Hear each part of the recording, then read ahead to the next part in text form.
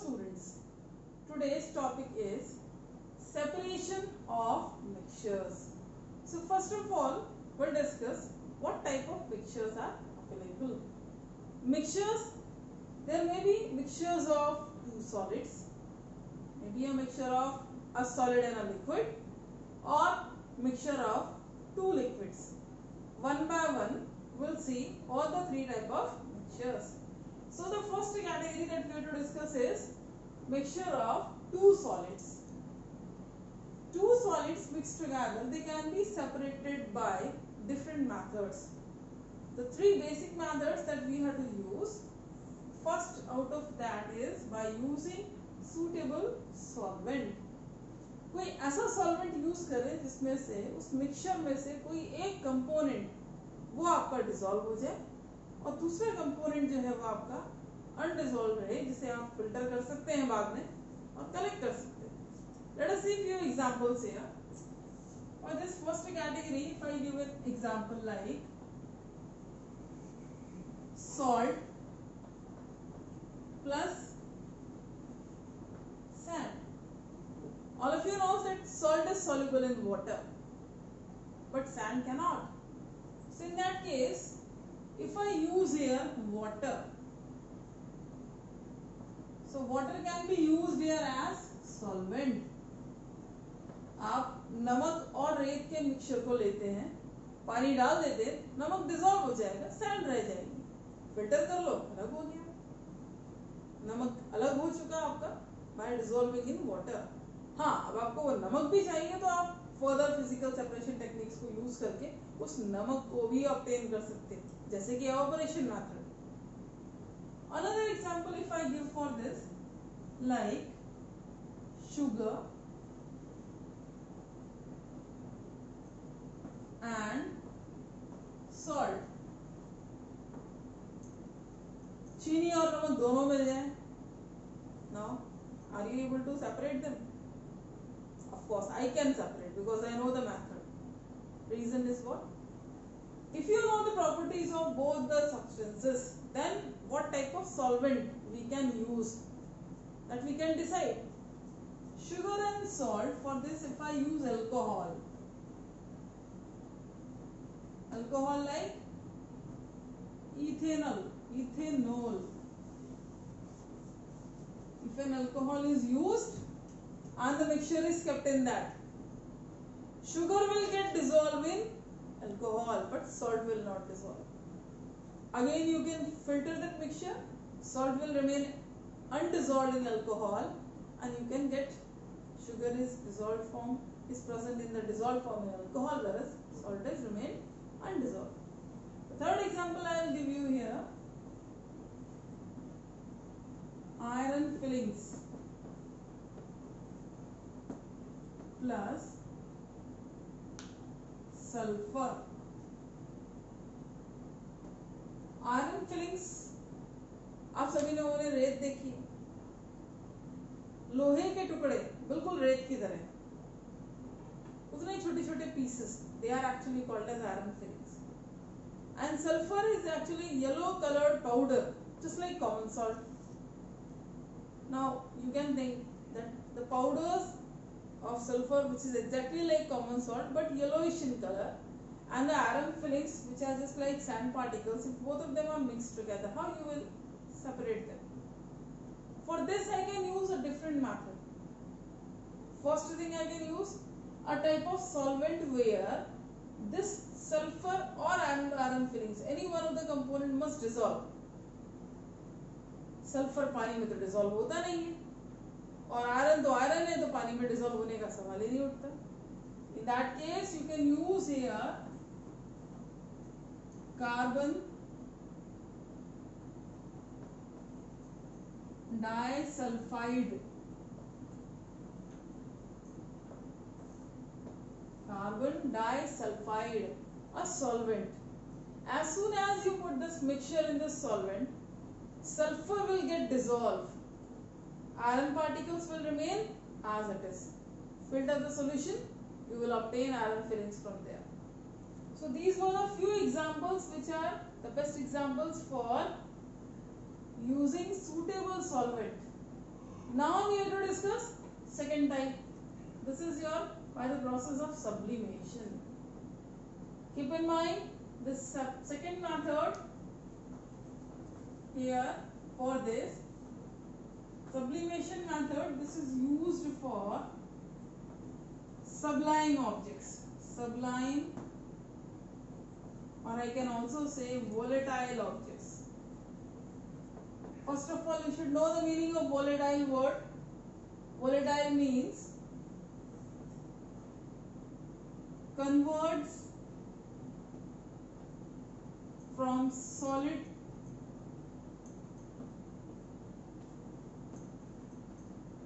to gas, gaseous state. वो substances जिनको temperature अगर इंक्रीज किया जाए उनका, तो वो डायरेक्टली सॉलिड स्टेट से गैसियस स्टेट में कन्वर्ट हो जाते हैं.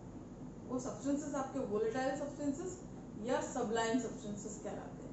And only such type of things can be separated with the help of sublimation method. I'll give you one of the interesting example for this. For this, the first example, common salt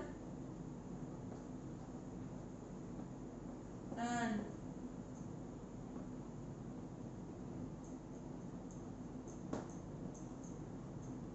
ammonium chloride. If I give you both the things, common salt, for this even I can write the chemical formula of this compound. This is actually known as sodium chloride. All of you knows for this.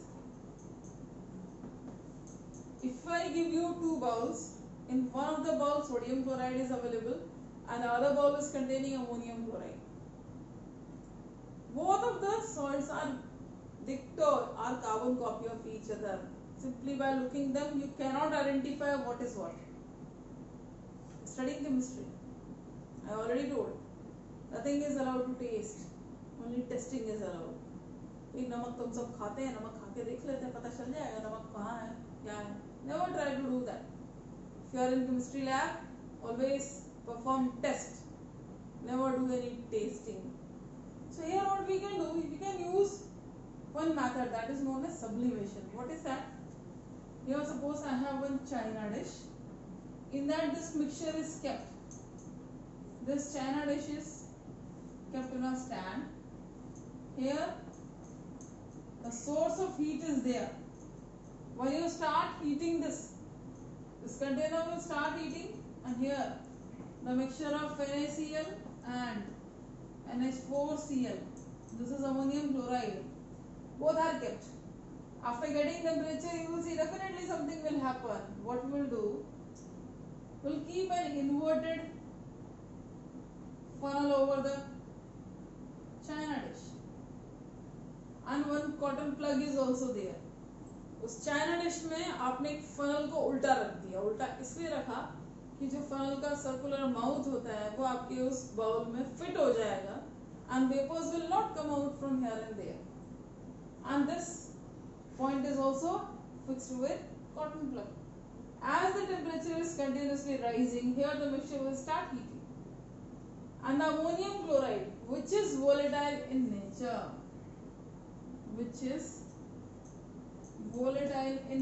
this will start vaporizing.